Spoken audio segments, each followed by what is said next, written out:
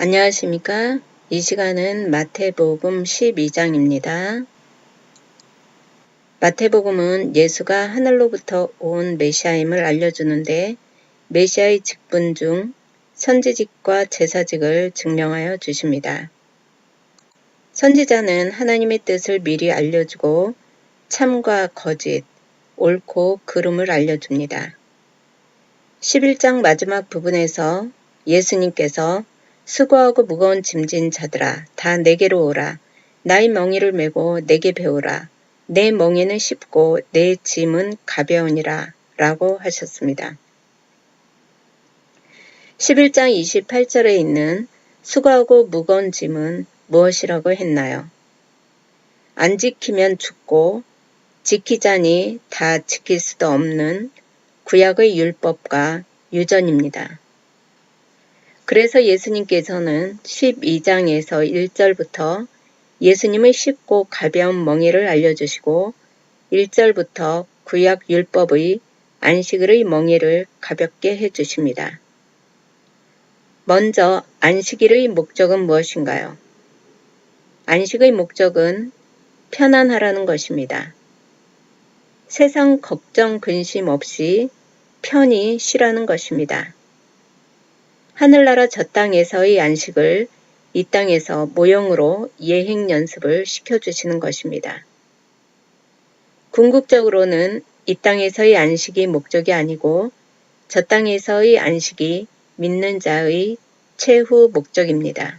창세기에서도 2장 3절에 하나님이 일곱째 날을 복주사 거룩하게 하셨으니 이는 하나님이 그 창조하시며 만드시던 모든 일을 마치시고 이날에 안식하셨음이더라. 하나님께서 작정하신 모든 일을 마치시고 일곱째 날 복주고 거룩하게 하심으로 편안하게 안식하셨습니다. 우리가 저 땅에서 안식하는 날이 일곱째 날이라고 볼 수 있습니다. 하나님이 작정하신 것은 분명히 이루어진다는 것을 알려주기 위해 하늘나라를 바라보고 살게 하고 하나님은 여호와임을 기억하게 하기 위해 창조 마지막 날 다 만드시고 복을 주어 거룩하게 되어 편히 쉬었습니다. 저 땅에 가면 분명히 안식할 수 있다는 것을 보여주기 위하여 이 땅에서는 예행 연습으로 안식을 취하는데 하늘나라 오기 전에 이 땅에서 안식을 취하는 방법은 무엇일까요? 12장에서는 안식을 취할 수 있는 장소를 성전의 주인으로서 알려주십니다.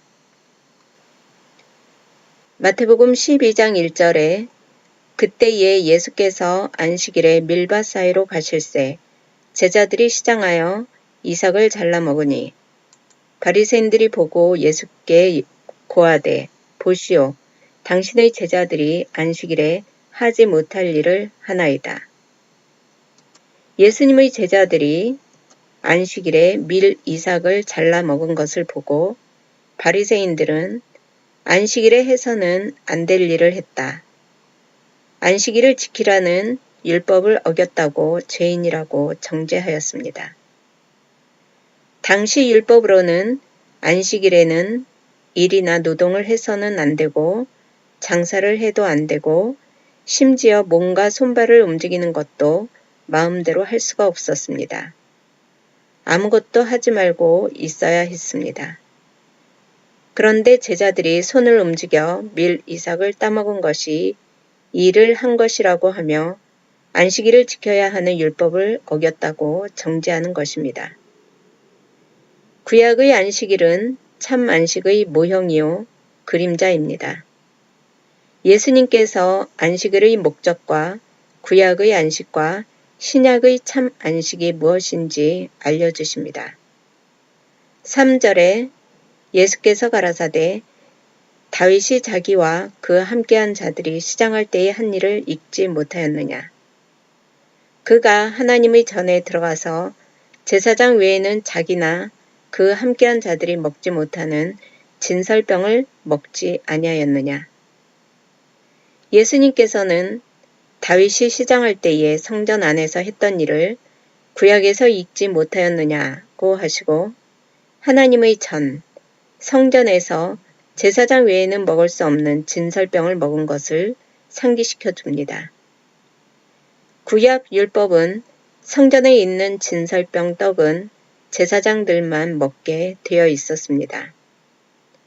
제사장들만 먹게 되어 있는 진설병을 다윗이 먹은 것은 율법을 어겼기 때문에 죽어야 하는데 다윗은 정죄되지 않고 죽지 않았습니다. 다윗 왕이 성전 안에서 시장할 때에 하나님한테 드리는 거룩한 떡, 진설병을 함께한 자들과 먹었는데 그들이 율법을 어겼다고 정죄함을 받았느냐? 그렇지 않다는 것을 알려주시는 것입니다. 5절에 또 안식일에 제사장들이 성전 안에서 안식을 범하여도 죄가 없음을 너희가 율법에서 읽지 못하였느냐?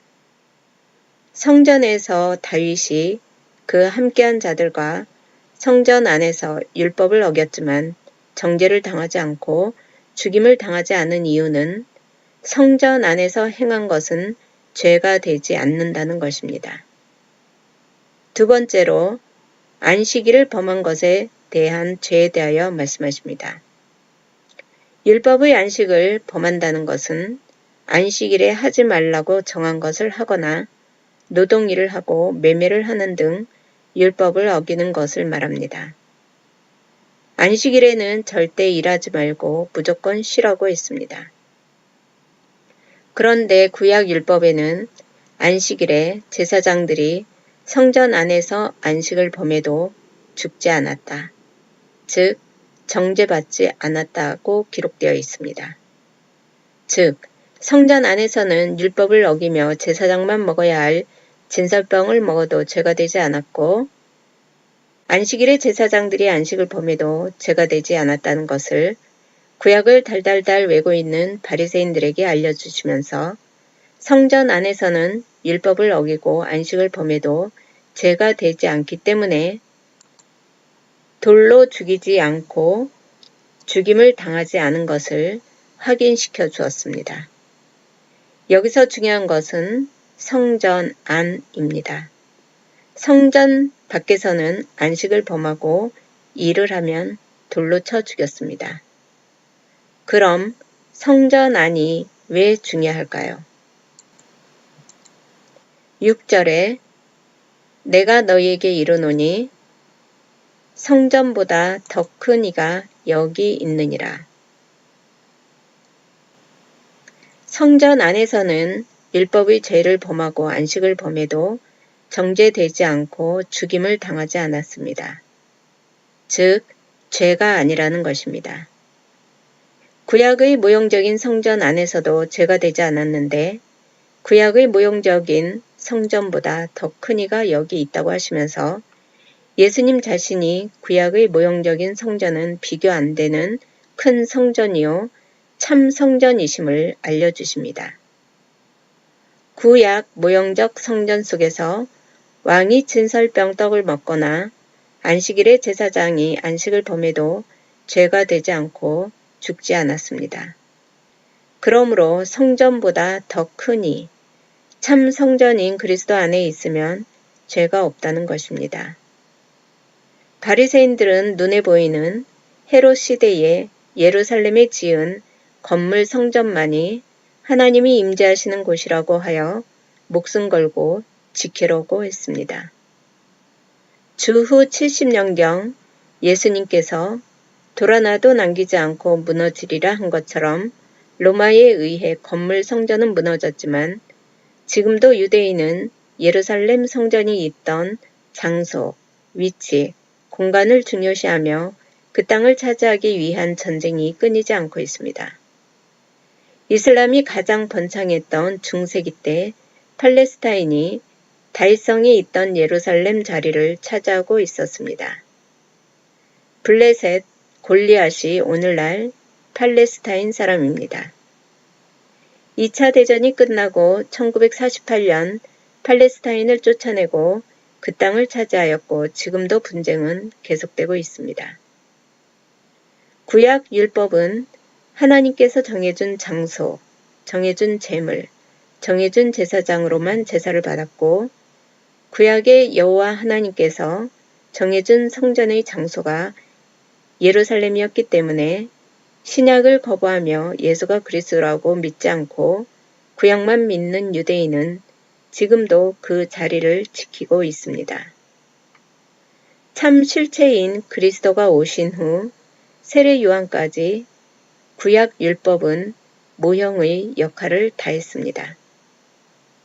구약의 성전은 야곱의 돌담에서 광야시대 때는 성막에만 하나님이 거처하신 곳으로 제사를 드렸고 약속의 가나안 땅에 들어간 이후에는 모리아 산상에 뿌리를 내리고 이삭이 바쳐진 곳에 솔로몬이 찬란한 성전을 지어 제사장이 피를 가지고 들어가 하나님의 임재함과 제사함을 받는 곳이었기 때문에 거기에 모든 것이 있고 바리새인들에게는 보이는 건물 성전이 하나님과 같은 것이었습니다.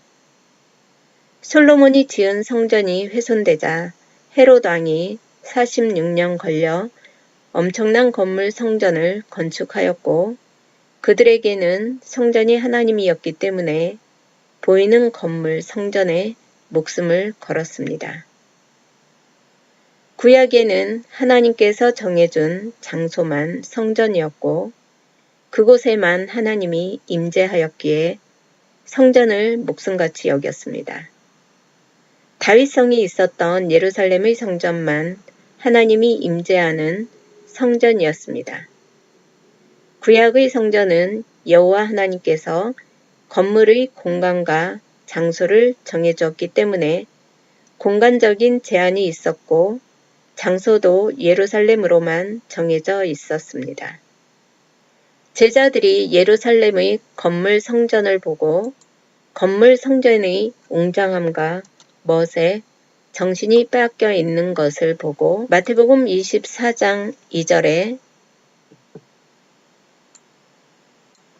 대답하여 가라사대 너희가 이 모든 것을 보지 못하느냐 내가 진실로 너희에게 이르노니 돌 하나도 돌 위에 남지 않고 다 무너뜨리오리라. 요한복음 2장 19절에는 예수께서 대답하여 가라사대 너희가 이 성전을 헐라 내가 사흘 동안에 일으키리라.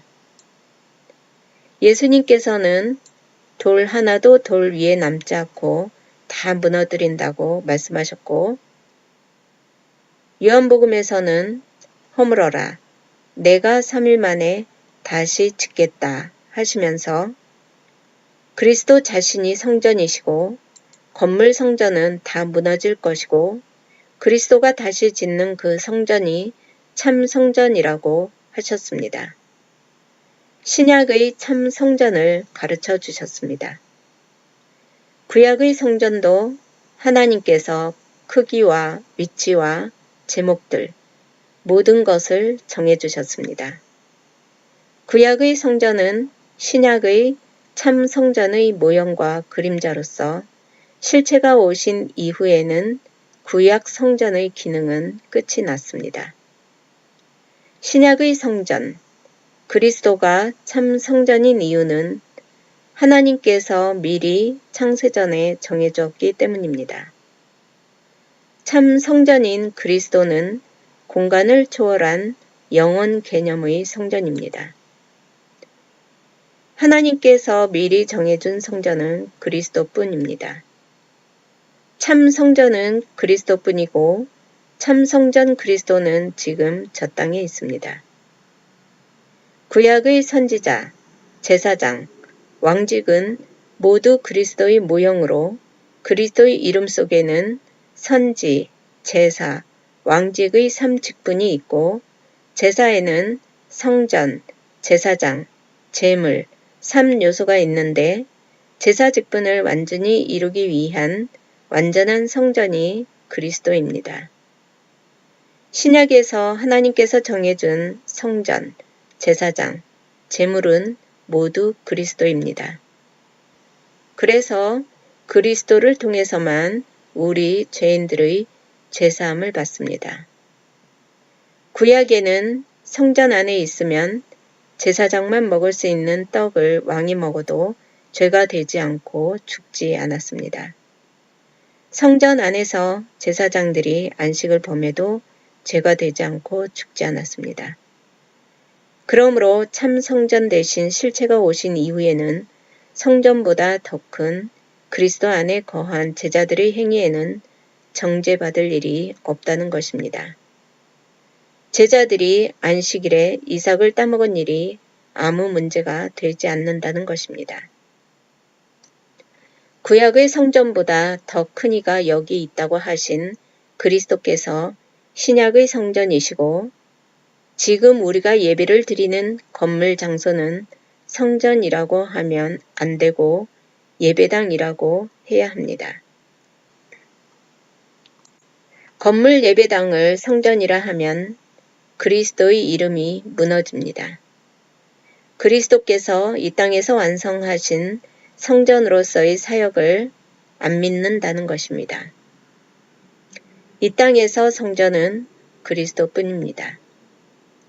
복음이 들어오고 60년대까지만 해도 예배당이라 했었는데 70년대부터 신비주의자들이 기독교를 무당같이 만들면서 모양에 성자를 붙이기 시작하여 교회 안에 있는 집기들, 물건에 성자를 붙이기 시작했습니다. 거룩하다는 뜻의 성자는 그리스도 외에는 붙이면 안 되는 것입니다. 7절에 나는 자비를 원하고 제사를 원치 아니하노라 하신 뜻을 너희가 알았다면 무죄한 자를 죄로 정치 아니하였으리라. 여기서 나는 그리스도 하나님이십니다. 자비를 원한다는 것은 당신이 제물이 되고 성전이 되어 우리 죄를 다 덮어주시겠다는 것입니다.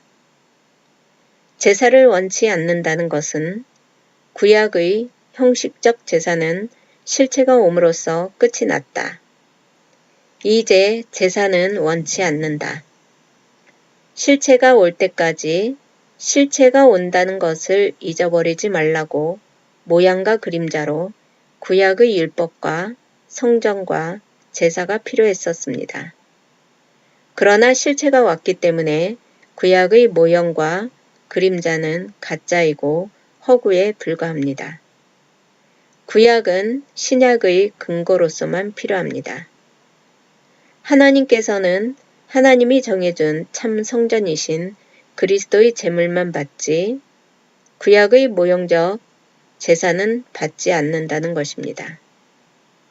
하나님께서는 자비를 원하고 제사를 원치 않는 뜻을 너희가 알았더라면 안식일에 이삭을 잘라 먹었다고 제자들을 죄인이라고 정죄한 것은 잘못되었다고 제자들은 무죄하다고 분명히 말씀하셨습니다. 성전은 제사를 드리는 장소이고 제사를 통해 죄사함을 받는 장소입니다. 그러므로 성전 안에 있는 제자들의 죄가 없다는 것입니다. 그리스도는 성전보다 더 크기 때문에 제사라는 행동, 율법을 통해 죄사함을 하는 것이 아니라 자비를 통해 너희 죄를 사해준다는 것입니다. 예수님 오시기 700년 전에도 자비를 알고 하나님을 알라 하고 호세아에서 미리 말씀하셨습니다. 호세아 6장 6절에 나는 인애를 원하고 제사를 원치 아니하며 번제보다 하나님을 아는 것을 원하노라. 출애굽기 34장 6절에 여호와께서 그들 앞에 지나시며 선포하시되 자비롭고 은혜롭고 노하기를 더디하고 인자와 진실이 하나님이로다. 구약에도 자비를 드러냈지만 모형이기 때문에 잘 몰랐고 신약에는 실체를 드러냈기 때문에 확실히 알게 하십니다. 8절에 인자는 안식일의 주인이니라 하시니라. 그리스도가 안식일의 주인입니다. 주인공이라는 것입니다. 그러므로 안식의 모든 궁극적 목적은 그리스도와 함께 거하는 것입니다. 구약의 안식은 모형이기 때문에 안식일 날짜와 시간, 건물 성전의 공간 안으로 제한이 있었습니다. 안식의 목적은 편히 쉬는 것인데 구약 율법의 안식은 과정을 중시하여 이것도 하지 마라, 저것도 하지 마라, 사 먹지 마라, 일하지 마라, 제약이 많아 유대인들에게는 구약의 안식이 엄청나게 어렵고 무거운 짐이 되었습니다. 창세기에서 하나님께서는 내가 쉬었기 때문에 너희도 쉬어라 하고 쉼을 주기 위하여 안식을 가졌습니다. 하늘나라 안식은 뭘 먹고 마시는 것이 아니라 편히 쉬는 것입니다. 안식율법을 지키는 것은 과정의 수단일 뿐인데 구약의 안식은 꼭 지켜야 하고 안 지키면 죽임을 당하였습니다. 그러나 신약의 안식은 성전의 실체, 그리스도가 왔기 때문에 시간과 공간을 초월합니다. 그리스도 안에 있는 사람은 모두 그리스도가 세운 성전 안에 있기 때문에 안식을 지키는 것이고 안식일 행동에 제약이 없습니다. 지금도 1880년대 시작한 안식교에서는 날을 중요시하여 유대 달력으로 토요일 안식일을 지키기 위하여 1920년대 청량리 80만 평의 땅을 매입해서 삼육초등학교부터 대학교, 위생병원까지 운영하고 있습니다. 5일 근무제가 없던 당시 토요일에 학교나 직장을 가야 했기 때문에 토요일 안식을 지킬 수 있는 학교나 직장을 자체적으로 설립한 것입니다. 삼육재단과 위생병원 등 아직도 안식 교인들이 다니고 있습니다.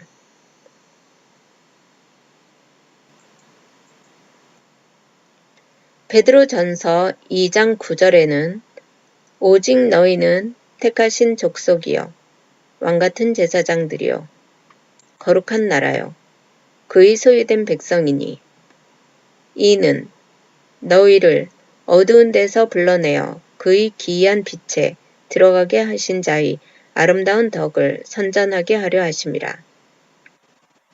구약에서도 성전 안에서는 제가 안 되고 안식일에 무엇을 해도 정죄에 당하지 않았는데 성전보다 더 큰 참성전이신 신약의 안식은 공간과 시간의 제약을 받지 않습니다.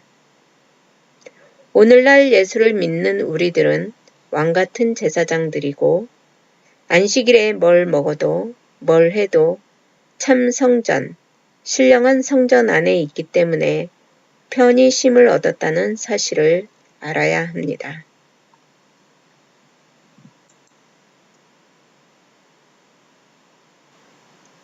구절에 거기를 떠나 저희 회당에 들어가시니 회당은 예루살렘 성전이 아니고 초대 기독교 공동체 교회가 생기기 전 복음 전파의 장소로 이용된 곳으로 예루살렘이 패망하던 AD 70년경 약 480개의 회당이 있었다고 합니다. 10절에 한편 손 마른 사람이 있는지라 사람들이 예수를 송사하려 하여 물어 가로되 안식일에 병 고치는 것이 옳으니이까. 한편 손 마른 사람이란 한 손을 못 쓰는 사람입니다. 송사하려 했다는 것은 예수를 율법으로 정죄하여 죽이려고 율법에 어긋나는 일을 하는가 안 하는가 율법으로 옭아매려고 하는 것입니다. 안식일에 병 고치는 것도 일이라고 율법적 생각을 갖고 있는 바리새인들이 안식일에 병 고치는 것이 옳으냐 아니면 죽게 놔두는 것이 옳으냐고 묻습니다. 만약 예수님께서 구약 율법의 형식적인 안식일 날짜를 중요시하여 안식일이니 아무것도 하지 마라. 그냥 놔두라 하면 자비가 없다고 정죄할 것이고 안식일이지만 병을 고쳐라 하면 안식을 범했다고 정죄하고 죽이려고 모함하는 것입니다. 11절에 예수께서 가라사대 너희 중에 어느 사람이 양 한 마리가 있어 안식일에 구덩이에 빠졌으면 붙잡아 내지 않겠느냐. 사람이 양보다 얼마나 더 귀하냐. 그러므로 안식일에 선을 행하는 것이 옳으니라 하시고 너희들은 안식일에 양이 구덩이에 빠져 있으면 그 양을 꺼내지 않겠느냐. 안식일이라고 해서 구덩이에 빠진 양이 죽도록 포기하지 않을 것이라고 하는 것입니다. 겉으로는 안식일을 지키는 척하지만 사람이 안 볼 때 재빠르게 양을 꺼낼 것을 알았기 때문입니다. 지금도 가축은 개인의 재산과 재물로서 큰 가치가 있습니다. 그러니 당시 유대인들도 사유재산으로서 값어치 있는 양을 안식일이라고 해서 포기하지 않을 것이라고 말씀하셨습니다. 가축인 양도 구하는데 사람은 양보다 얼마나 더 귀하냐. 안식일은 사람을 위해서 있는 것인데 안식이라는 형식적인 틀 속에 사람을 묶어놓고 죽어가는 사람을 구하지 않는 것은 안식이 아니라는 것입니다. 사람이 안식일 날짜를 위해 형식적으로 지키는 것이 중요한 것이 아니다. 안식은 사람을 위해 있는 것이니 사람을 구하는 것이 선이고 안식이라고 말씀하시는 것입니다. 구덩이에 빠졌다는 것은 구덩이에 빠지기 전에는 안식에 있었다는 것입니다. 우리는 창세 전에는 안식에 있었고 시간 속 이 땅에 있는 것이 죄악 속 구덩이에 빠져 있다고 볼 수 있습니다. 13절에 이에 그 사람에게 이르시되 손을 내밀라 하시니 저가 내밀매 다른 손과 같이 회복되어 성하더라. 수고하고 무거운 짐진 자들에게 가볍고 쉬운 멍에를 주기 위해 편히 쉬고 싶어도 못 쉬는 한편 손마른 사람을 낫게 해주어 편히 쉬게 해주었습니다. 편히 쉬게 하는 권세가 그리스도에게 있고 그리스도가 안식일의 주인이기 때문에 손마른 사람을 낫는 것을 보여주십니다. 내가 안식일의 주인이므로 안식을 주기 위해 고쳐주는 것입니다. 진정한 안식을 준다는 것을 모형적으로 보여주셨습니다. 왜 두 손을 못 쓰는 사람이 아니고 한 손을 못 쓰는 사람을 모형으로 보여주었을까요? 영원전 100% 안식을 취한 자들이 이 땅에서는 부분적 안식을 취하고 있다는 것을 모형적으로 보여주기 위해서입니다. 해서 안식의 절반만 갖고 있는 50%의 안식만 갖고 있는 한편 손 마른 사람에게 100% 안식을 주는 것입니다. 이 땅을 창조할 때부터 50% 안식을 주었고 안식을 알게 하였습니다. 14절에 바리새인들이 나가서 어떻게 하여 예수를 죽일고 의논하거늘 한편 손마른 사람의 손이 회복되고 표적이 나타나지만 하늘로부터 온 참 선지자의 말을 바리새인들은 받아들이지 못하고 오히려 예수를 죽이려고 의논을 합니다.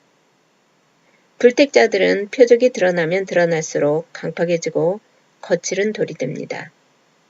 말씀이 그들에게는 검이 되는 것입니다. 15절에 예수께서 아시고 거기를 떠나가시니 사람이 많이 쫓는지라 예수께서 저희 병을 다 고치시고 15절에서 중요한 낱말은 다 고친다는 것입니다. 예수님의 표적 사건은 못 고치는 병이 없이 또 믿는 자, 안 믿는 자, 신앙과 상관없이 그리스도께서 소원하는 자들의 모든 병을 다 고쳐주십니다. 바리새인들이 예수를 죽이려고 의논하는 것을 아시고 예수님은 다른 곳으로 떠났습니다. 이유는 그리스도께서 유월절 어린 양의 예언이 이루어질 때가 아직 되지 않았기 때문에 피하신 것입니다. 16절에 자기를 나타내지 말라 경계하셨으니 예수님께서 한편 손마른 사람을 고친 표적 사건, 병고침을 본 사람들 중 많은 사람이 예수를 쫓았습니다. 예수님께서는 무리들에게 있는 모든 병도 고쳐주시면서 그리스도로 인하여 고침을 받았다는 것을 나타내지 말라고 경계하시고 자신을 드러내지 않고 숨기셨습니다. 경계하시고 숨기신 이유는 무엇일까요? 누가복음 8장 10절에 가라사대 하나님 나라의 비밀을 아는 것이 너희에게는 허락되었으나 다른 사람에게는 비유로 하나니 이는 저희로 보아도 보지 못하고 들어도 깨닫지 못하게 하려 함이니라.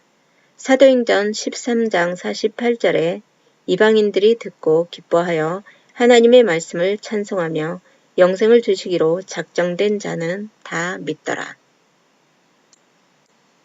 하나님의 비밀을 아는 것이 허락된 사람, 택자가 있고 깨닫지 못하게 해야 하는 불택자가 있기 때문입니다.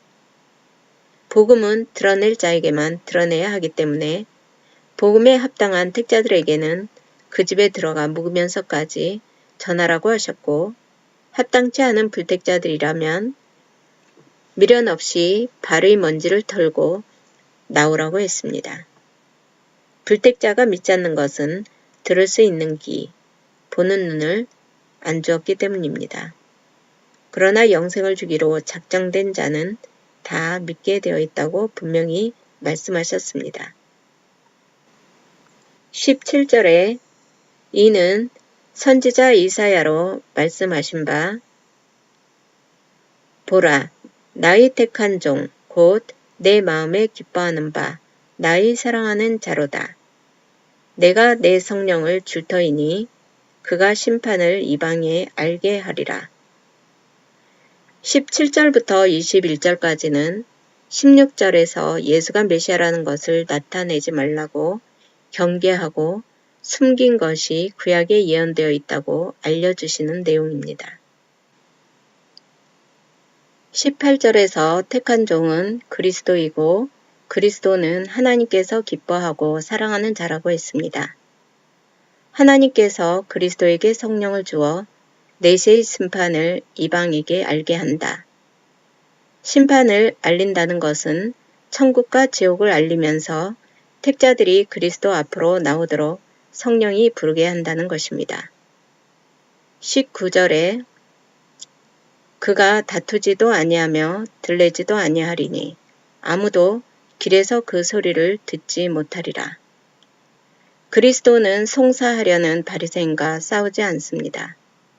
들레지도 않는다는 것은 길에서 소리를 듣지 못할 정도로 표시를 안 내고 시끄럽지 않게 조용해서 아무도 그리스도가 왔다는 소리를 듣지 못하게 한다는 것입니다. 20절에 상한 갈대를 꺾지 아니하며 꺼져가는 심지를 끄지 아니하기를 심판하여 이길 때까지 하리니 상한 갈대나 꺼져가는 심지를 끄지 않는 것은 심판 때 이길 때까지 포기 안 한다는 것입니다. 지금은 상한 갈대로 있지만 그렇다고 꺾어서 완전히 죽여버리지 않는다. 꺼져가는 심지라고 해서 훅 불어서 꺼버리지 않는다. 왜냐하면 심판 때 이길 때까지 가서 결국 이긴다는 것입니다. 지금은 진노의 자녀, 불순종의 아들인 것처럼 안 믿는 것 같지만 믿기로 작정된 자는 복원시키고 심판 때 이긴 자로 산 자가 된다는 것입니다. 심판 때까지 이길 때까지 지켜준다 라는 것을 모형적으로 보여주기 위해 남유다 백성은 끊어질 듯 하여도 끊어지지 않고 메시아가 이 땅에 올 때까지 이어졌습니다. 이스라엘 백성은 2000년 동안 유리했지만 멸족하지 않고 1948년 국가를 건설하였습니다. 21절에 또한 이방들이 그 이름을 바라리라 함을 이루려 하심이니라. 이방들이 그 이름을 바라리라 함이 이루어진다는 것은 이방들이 그리스도를 바란다, 원한다는 것입니다. 이방이 복음을 영접하고 그리스도를 믿는다는 것입니다. 이방에 복음이 전파된 경위는 유대인들이 예수를 배척하고 제자들을 핍박하여 제자들이 이방으로 피하면서 복음이 전해지게 되었습니다. 만약 유대인들이 예수가 메시아인 것을 알았다면 핍박도 없었을 것이고 제자들은 편안하게 유대 땅에만 안주하면서 이방으로 복음이 전파되는 일은 없었을 것입니다. 결국 병 고침의 표적 사건이 메시아로 인한 것임을 말하지 말라고 한 것은 유대인들에게 예수가 메시아인 것을 감추어 유대인들이 기독교인을 핍박하고 이방에 복음이 전해지기 위해 은폐한 것입니다. 이것이 이방들이 그 이름을 바라리라 한 것이 이루어진 것입니다. 여기서 이방들이란 육에 속한 사람들이 아니고 창세전에 택함을 받은 하나님을 전혀 모르는 백성들입니다. 구약의 약속을 받지 않아 하나님을 전혀 모르는 사람들을 말합니다.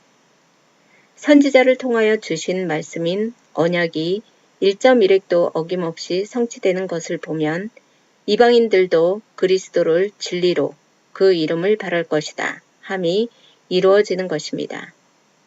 영광의 세계, 하늘나라가 확실한 진리로 알게 되면 이방인이었던 하나님을 모르던 믿지 않는 자들도 그의 이름을 바랄 것이라고 그리스도를 믿을 것이라고 한 것입니다. 오늘날 믿는 자들 중에서도 성경 말씀이 믿어지지 않아 내 힘으로 믿어보려고 믿어보자 하는 사람들이 많이 있습니다. 그리스도인들 자신도 믿어지지 않는 성경을 믿어지지 않는 것이 믿음이라고 무작정 강제로 믿으라고 전하는 사람들이 많이 있습니다. 성경 말씀이 그리스도인들에게도 믿어지지 않는 우화나 신화 같은 것이라면 성경의 진리를 이방 사람들이나 현대인들이 어떻게 믿을 수 있겠습니까? 믿으면 천국, 불신은 지옥이라고 믿어야 천국 간다, 안 믿으면 지옥 간다라는 협박 공갈로 지하철에서 아무리 떠들어도 현대인들은 눈 하나 깜짝하지 않습니다. 그러나 현대인들도 인정하지 않을 수 없는 모든 세상 학문의 통일된 원리로 성경을 영원한 진리로 풀어서 알려주면 그들도 그의 이름을 바랄 것입니다. 22절에 그때에 귀신 들려 눈 멀고 벙어리 된 자를 데리고 왔거늘 예수께서 고쳐주심에 그 벙어리가 말하며 보게 된지라 무리가 다 놀라 가로되 이는 다윗의 자손이 아니냐 하니 예수님은 메시아권으로 데리고 나온 모든 병자들을 고쳐주시는데 고침을 받은 자들은 모두 택자들입니다. 이면적으로는 예수가 그리스도임을 알게 하려고 보는 눈을 띄워주고 들을 수 있는 귀를 열어주어 듣게 하고 벙어리가 말을 하게 하여 예수가 그리스도임을 믿게 하고 시인하게 해주는 것입니다. 성경에서 말하는 믿음은 예수가 그리스도라고 믿는 믿음만 줍니다. 병 고침의 표적 사건을 보고 무리들이 모두 다 놀라 이가 다윗의 자손이 아니냐라고 한 이유는 메시아는 다윗의 자손으로 온다고 했는데 이가 바로 메시아가 아닌가 하고 나사렛 예수가 구약에 예언한 메시아인 것을 알게 되어 믿음을 시인한 것입니다. 근본적으로는 창세전 택자들이 표적을 통해 예수가 그리스도임을 알고 믿게 한 것입니다. 무리들이 다윗의 자손이 아니냐 하고 메시아라는 믿음을 준 것은 그리스도 본인이 직접 주신 것입니다. 믿음이란 그리스도가 주지 않으면 믿을 수가 없습니다. 24절에 바리새인들은 듣고 가로되 이가 귀신의 왕 바알세불을 힘입지 않고는 귀신을 쫓아내지 못하느니라 하거늘 표적을 보고도 바리새인들은 다윗의 자손 메시아임을 거부하며 표적 사건으로 보지 않고 귀신의 왕 바알세불의 힘으로 쫓아낸 것이지 메시아라서 쫓아낸 것이 아니라고 주장합니다. 표적을 보고도 택자와 불택자의 보는 관점은 극과 극입니다. 25절에 예수께서 저희 생각을 아시고 가라사대 스스로 분쟁하는 나라마다 황폐하여질 것이요 스스로 분쟁하는 동네나 집마다 서지 못하리라. 사단이 만일 사단을 쫓아내면 스스로 분쟁하는 것이니 그리하고야 저희 나라가 어떻게 서겠느냐. 바리새인들이 예수가 사단 바알세불의 힘으로 귀신을 쫓아냈다고 하니 예수님께서는 스스로 분쟁하는 나라와 동네, 집이 황폐하고 서지 못하고 망한다. 나라나 동네, 집안이 내부적으로 서로 분쟁하고 싸우면 서로 죽이고 죽임을 당함으로 제대로 설 수가 없다. 나를 바알세불이라고 하는데 왕이라는 것은 나라를 튼튼하게 세워야 하는 자리다. 그런데 바알세불 사단의 왕이 사단을 쫓아내면 사단의 나라가 설 수가 있겠는가? 사단은 사단끼리 한패이지 저희끼리 싸워 쫓아내지 않는다. 바알세불 귀신이 왜 같은 편인 귀신을 쫓아내겠느냐? 귀신이 귀신의 일을 방해하겠느냐라고 말씀하십니다. 27절에 또 내가 바알세불을 힘입어 귀신을 쫓아내면 너희 아들들은 누구를 힘입어 쫓아내느냐? 그러므로 저희가 너희 재판관이 되리라. 너희 아들들은 바리새인의 아들들과 하나님을 믿는다고 하는 이스라엘 후손, 택자와 부택자 모두를 말합니다. 귀신은 귀신이 쫓아내는 것이 아니고 하나님 성령께서 쫓아내는 것이다. 소경과 벙어리, 사단 귀신을 하나님 성령의 힘으로 쫓아냈는데 그러므로 나 예수가 메시아인데 너희는 나를 메시아라고 안 하고 바알세불이라고 하니 너희 후손들은 누굴 힘입어 구원받겠느냐. 내가 메시아인데 너희가 메시아라고 안 하니 너희 후손들은 누구를 메시아라고 해야 하느냐. 메시아인 나를 귀신이라 하니 메시아를 기다리고 있는 너희 후손들은 누구를 믿어야 하느냐.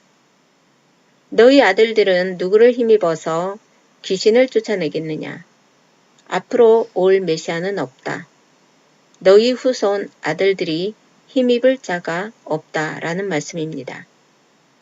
그리스도를 드러내기 위해 표적을 드러냈는데 너희들이 나를 바알세불이라 하였으니 너희 후손들도 나를 귀신이라 생각할 거고 나를 그리스도로 영접하지 않아 조상 때문에 예수를 영접하지 않았다고 억울해서 너희 후손이 말하기를 조상 바리새인 당신들이 배척한 그분이 메시아인데 왜 안 믿었느냐 하면서 조상 때문에 후손까지 성령을 거역하게 되었으니 당신들이 죄인이라고 조상들을 원망하고 너희 후손들이 너희 재판관이 되어 너희를 재판할 것이다 라고 말씀하셨습니다. 28절에 그러나 내가 하나님의 성령을 힘입어 귀신을 쫓아내는 것이면 하나님의 나라가 이미 너희에게 임하였느니라. 27절과 반대로 하나님의 성령, 즉 하나님의 권능으로 귀신을 쫓아냈다. 성령을 힘입은 표적이라고 보는 너희들은 택자들이고 너희에게는 이미 하나님의 나라, 천국이 임했다. 즉 천국에 간다는 것입니다. 그리스도는 하나님의 성령을 힘입어 귀신을 쫓아내기 때문에 표적 사건을 보고 이 예수가 구약에 약속한 메시아다 라고 하면 하나님 나라가 바로 세워져 이미 임했다는 것입니다. 29절에 사람이 먼저 강한 자를 결박하지 않고야 어떻게 그 강한 자의 집에 들어가 그 세간을 늑탈하겠느냐. 결박한 후에야 그 집을 늑탈하리라. 강도가 늑탈할 때도 방해되는 자가 있으면 먼저 묶어놓고 늑탈하듯이 그리스도인 나도 하나님의 나라의 일을 할 때 하나님의 성령을 힘입어 먼저 귀신들을 다 결박시켜 놓았다. 소경과 벙어리 된 귀신들을 성령을 힘입어 귀신을 쫓아내고 결박시켜 놓았다라고 하셨습니다. 30절부터는 성령을 거역하는 바리새인들에게 책망하고 심판하는 모습입니다. 30절에 나와 함께 아니하는 자는 나를 반대하는 자요 나와 함께 모으지 아니하는 자는 해치는 자니라. 그리스도와 함께 아니하고 반대하고 모으지 않는 자는 예수님을 대적하는 그리스도의 적입니다. 31절에 그러므로 내가 너희에게 이르노니 사람의 모든 죄와 회방은 사하심을 얻되 성령을 회방하는 것은 사하심을 얻지 못하겠고 사하심을 얻는 사람의 죄와 회방이란 무엇인가요? 사람은 죄 속에 빠져 있는 상태이기 때문에 예수를 믿고 나서 믿으면서도 육신의 소욕이 있기 때문에 죄가 드러납니다. 그래서 거듭난 자들은 날마다 내 죄가 또 드러났습니다 하고 자복하는 기도를 합니다. 육신의 소욕으로 나타나는 자범죄는 자복하고 사함을 얻습니다.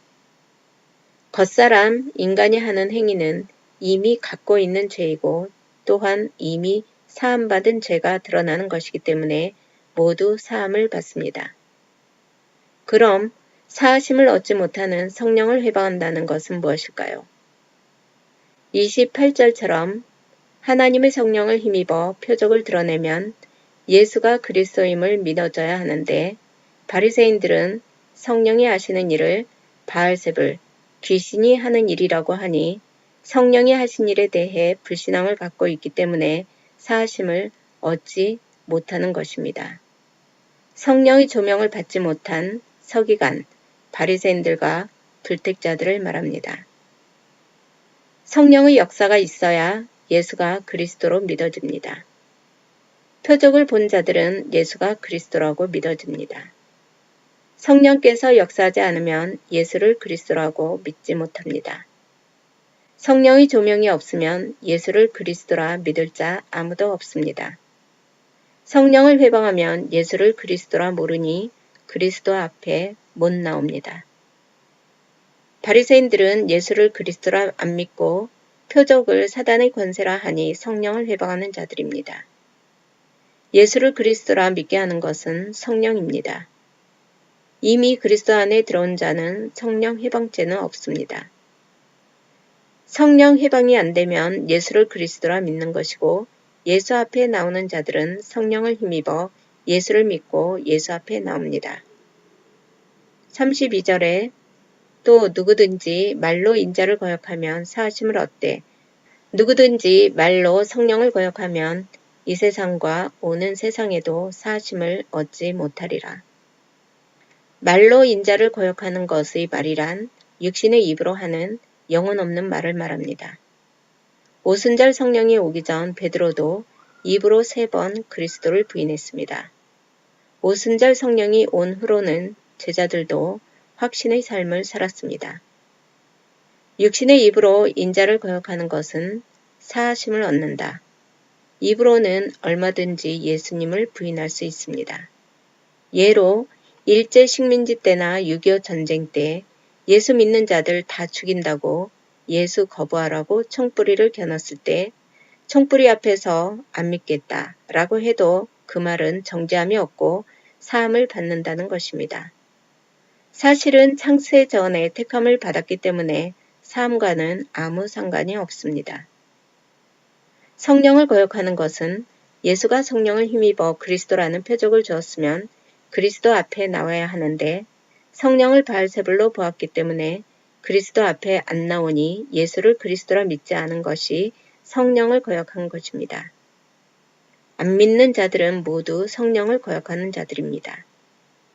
표적을 드러내도 안 믿으니까 바리새인들을 빗대서 하는 말입니다. 사실은 불택자이기 때문에 그들에게는 성령이 오지 않고 성령의 조명이 없으니 그리스도 앞에 나올 수가 없는 것입니다. 택자들에게는 성령께서 우리에게 들을 길을 주기 때문에 부르면 나오게 되어 있고 들을 길을 주고 부르기 때문에 나오게 되어 있습니다. 성령께서 비춰줘야만 나올 수 있습니다.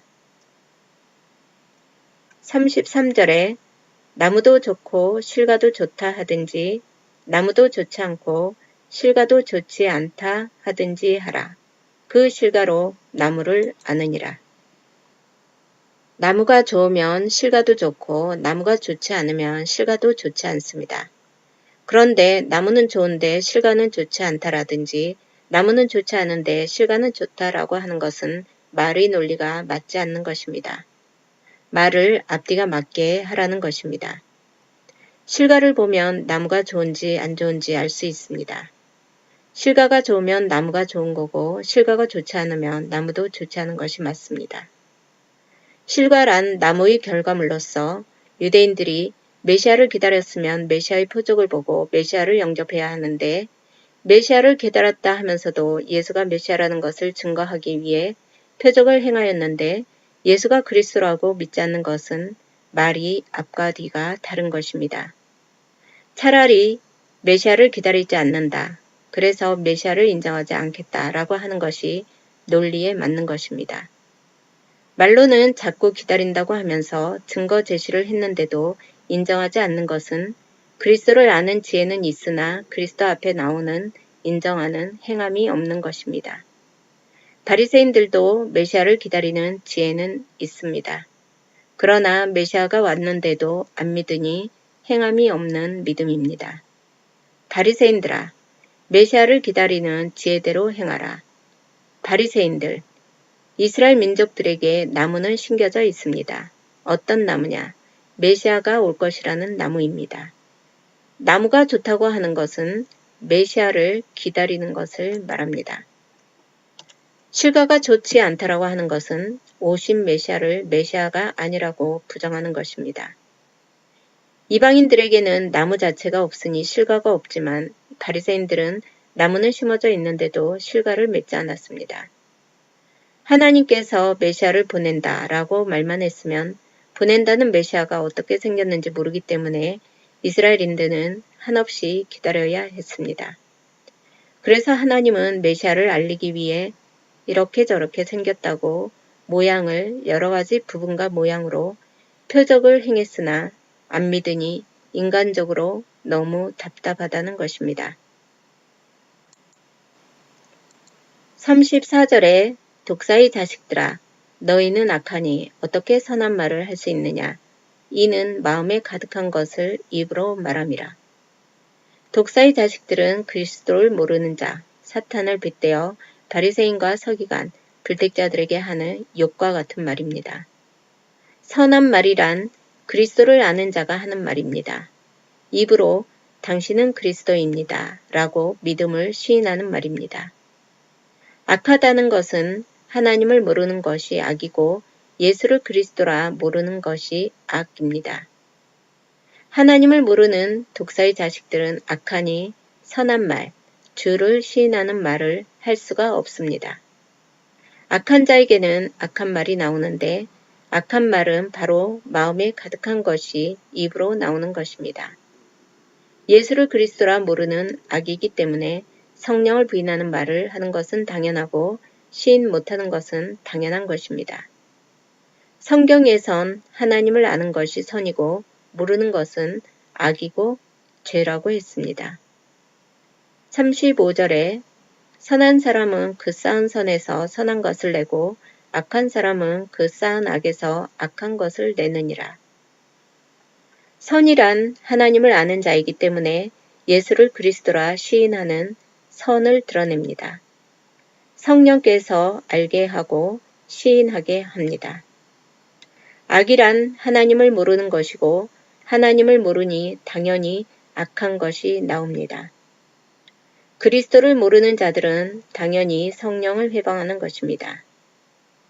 36절에 내가 너희에게 이르노니 사람이 무슨 무익한 말을 하든지 심판날에 이에 대하여 신문을 받으리니 내 말로 의롭다 함을 받고 내 말로 정죄함을 받으리라. 심판날 최종 심판 때 무익한 말은 신문, 심판, 정죄함을 받습니다. 무익한 말은 유익의 반대로 이롭지 못한 말을 한 것은 정죄함으로 심판을 받습니다. 결국 심판 때 우리는 우리가 한 말로 칭의를 받고 정죄함을 받습니다. 예수가 그리스도라고 한 신앙 고백의 말은 의롭다 칭함을 받고 독사의 자식들처럼 악한 자들로 선한 말을 하지 못하는 자들은 정죄함을 받고 심판당하는 것입니다. 표적을 통해 예수를 그리스도라 믿어야 하는데 안 믿으니 바리새인들이 정면으로 거부한 네 말 때문에 정죄함을 받는다. 즉 심판을 받는다.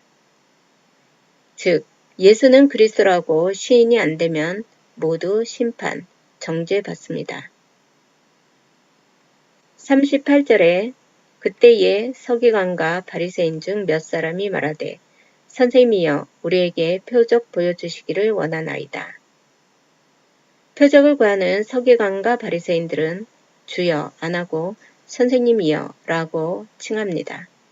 불택자들이기 때문입니다. 이들은 예수가 메시아라는 증거를 달라고 했습니다.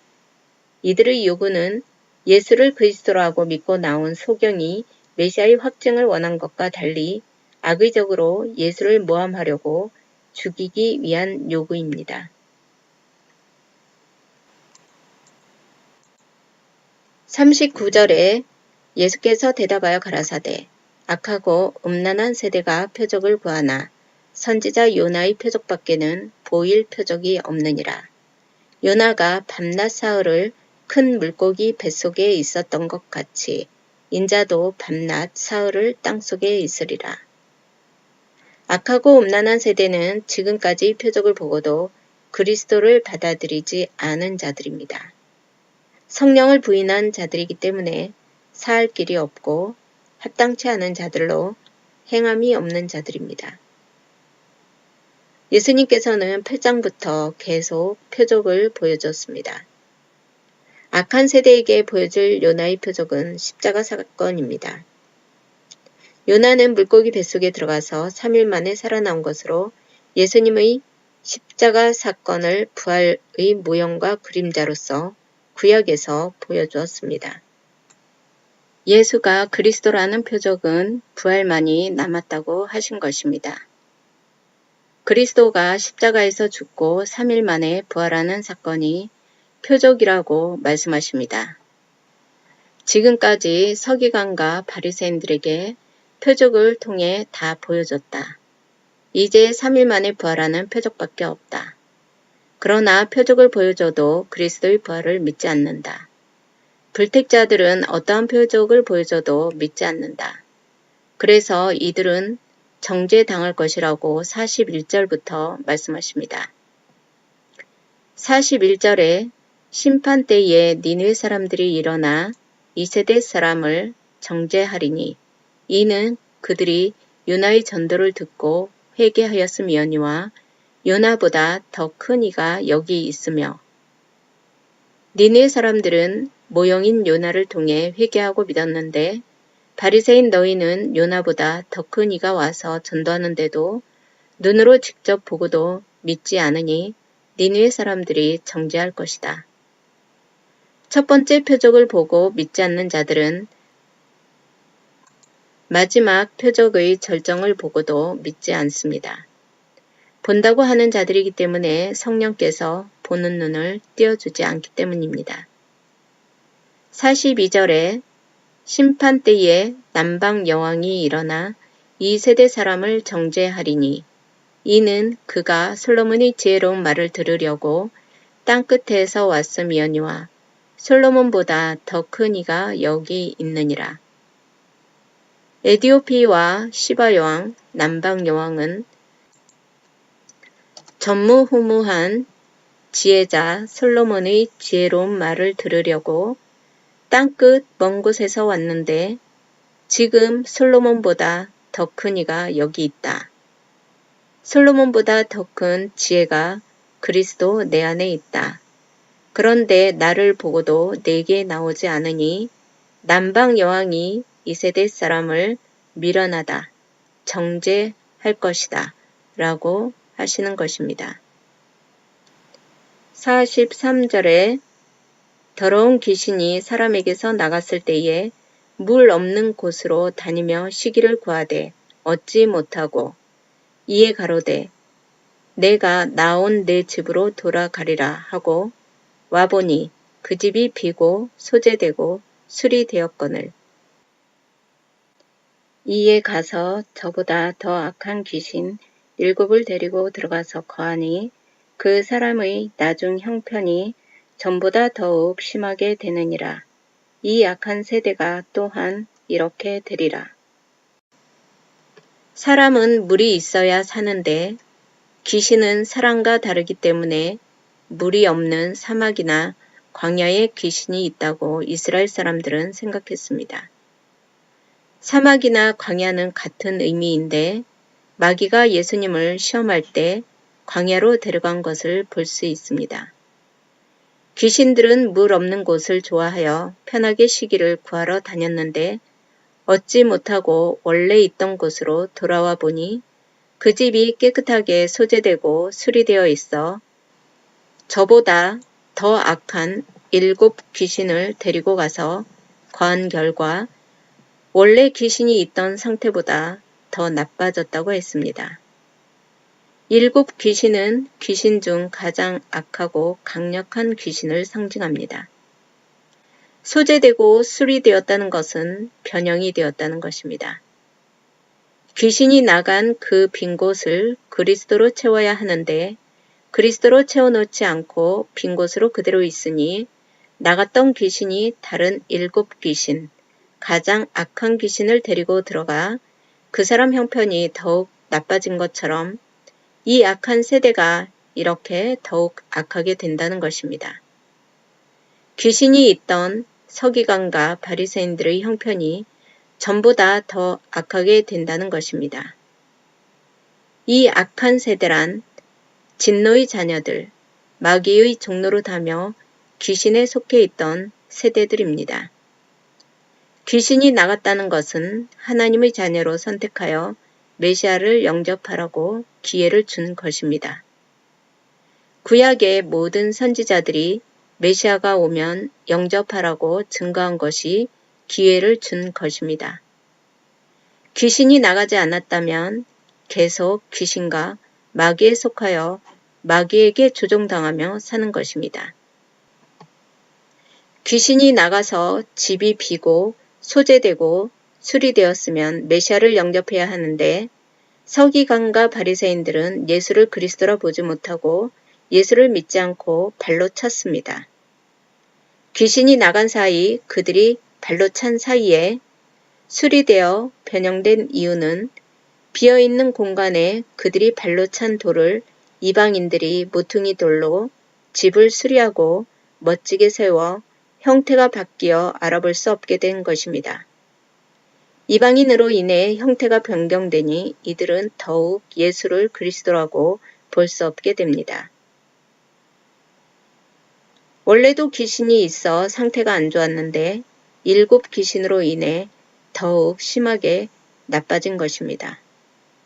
이 악한 세대는 요나의 마지막 표적을 보여줘도 더 강팍해져서 그리스도를 영접하는 것은 고사하고 예수를 십자가에 못 박았습니다. 이 악한 세대, 서기관, 바리새인들도 귀신이 나갔을 때 표면적으로 선택받았을 때 그리스도를 영접할 기회는 있었습니다. 구약 때로부터 메시아를 약속받았고 모양과 그림자로 가르쳐 주었습니다. 그런데 그리스도를 영접하지 않고 오히려 악한 세대끼리 똘똘 뭉쳐서 더 강하게 악해져 나중에는 예수를 십자가에 못 박기까지 합니다. 표면적으로 그리스도 밖에 있는 악한 세대는 심판 전까지 더욱더 악해집니다. 불택자들은 점점 더 강하게 악해지고 거칠은 돌이 됩니다. 이유는 무엇일까요? 로마서 11장 11절에 그러므로 내가 말하노니 저희가 넘어지기까지 실족하였느뇨 그럴 수 없느니라. 저희 넘어짐으로 구원이 이방인에게 이르러 이스라엘로 시기 나게 함이니라. 지금 유대인들이 메시아로 오신 예수를 믿지 않고 넘어지는 것은 그들을 완전히 실족케 하려는 것이 아니라 구원이 이방인에게 가게 하려고 잠시 이스라엘로 식이 나게 했다는 것입니다. 식이 나게 했다는 것은 상대에게 화를 돋구어 상대방이 사랑을 깨닫게 하기 위한 방법입니다. 관심을 자기에게 돌리게 하려는 것입니다. 식이 나서 샘을 부리고 부러워하는 마음을 갖게 하는 것입니다. 사랑의 한 표현이라고 볼 수 있습니다. 하나님을 깨닫게 하는 방편으로 표면적으로 선택한 이스라엘 백성들보다 이방인을 사랑하는 것을 보여주고 이스라엘이 식이 나게 하고 부러워하게 하여 하나님의 사랑을 깨닫고 돌아오게 하려는 것입니다. 로마서 11장 25절에 형제들아 너희가 스스로 지혜 있다 함을 명키 위하여 이 비밀을 너희가 모르기를 내가 원치 아니하노라.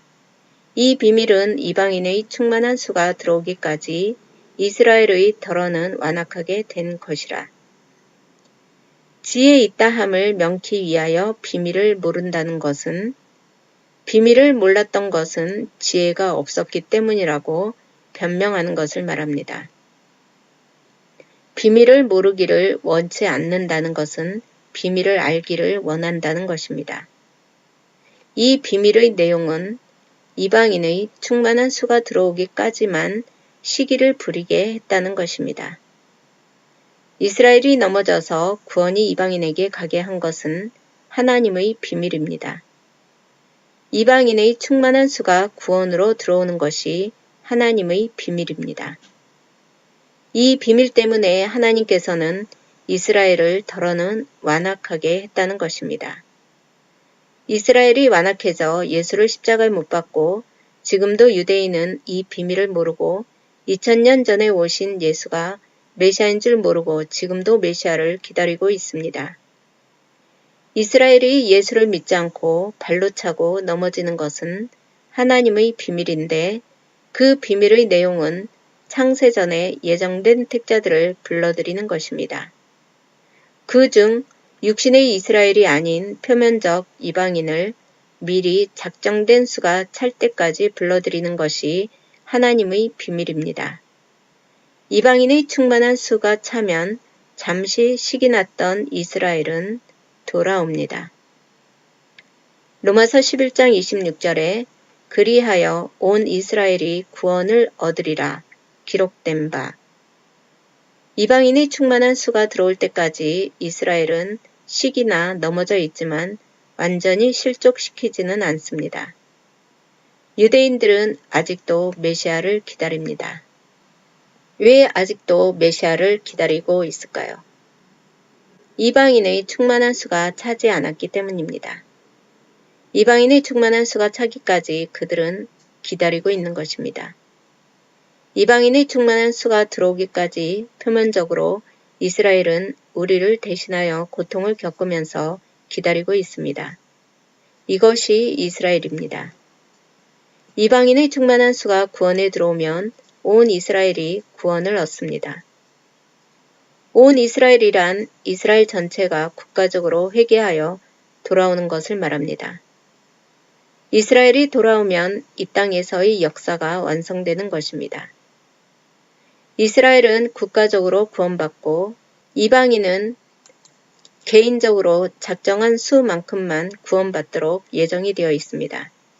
46절에 예수께서 무리에게 말씀하실 때에 그 모친과 동생들이 예수께 말하려고 밖에 섰더니 한 사람이 예수께 여짜오되 보소서 당신의 모친과 동생들이 당신께 말하려고 밖에 섰나이다 하니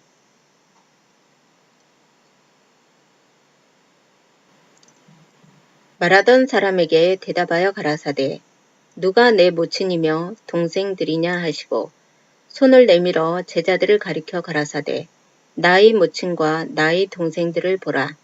누구든지 하늘에 계신 내 아버지 뜻대로 하는 자가 내 형제요 자매요 모친이니라 하시더라. 예수님께서 육신의 피부치 부모 형제를 모질게 부인하는 이유는 무엇일까요? 예수님이 하나님의 아들이라는 것을 강조하고 나타내시기 위해서입니다. 그리스도는 하나님의 아들이기 때문에 하나님의 뜻대로 행하는 자가 내 부모요 형제라고 했습니다. 하나님의 뜻이란 하나님께서 작정하셔서 보내주신 그리스도를 믿는 것입니다. 내 부모, 내 형제, 자매는 육신의 혈육이 아니라 영적인 혈육을 말합니다. 악한 세대는 더욱 계속 악해진다고 말씀하신 후에 결론적으로 바리새인과 서기관들은 하나님의 뜻대로 행하는 자들이 아니라 그리스도의 영적인 혈육도 아니라는 것을 말씀하시는 것입니다. 감사합니다.